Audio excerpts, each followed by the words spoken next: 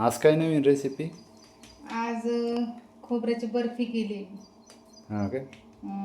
आपण जे काल देवांना नारळ वगैरे फोडले होते ना, मग ते ओलं खोबरं जास्त झालं होतं ना, मग ते वाया जाण्यापेक्षा मी आज मस्त अशी ओल्या खोबऱ्याची बर्फी केली आहे. म्हणजे झाली सगळी, आता फक्त मी ती कट करून घेते आहे.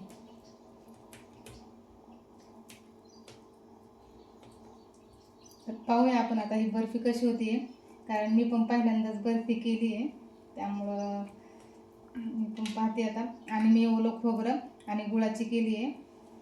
बघू आता कशी होती. जास्त तर बर्फी कडक नाही होते, जरा लूजच बर्फी असते. आता मी एवढी कट करून घेते, बघू आता. आणि खोबरं व्हायला जाण्यापेक्षा म्हणून म्हटलं चला आता बर्फी तरी करून घेऊ, म्हणजे सगळेच खातील. ओलं खोबरं काही कोण जास्त काही खाणार नाही, कारण ते दातात वगैरे टाकतं. म्हणून आता मी बर्फी करून घेते. आता थोडंसं हिला सुकवते आणि मग हिच्या वरती वड्या काढून घेते.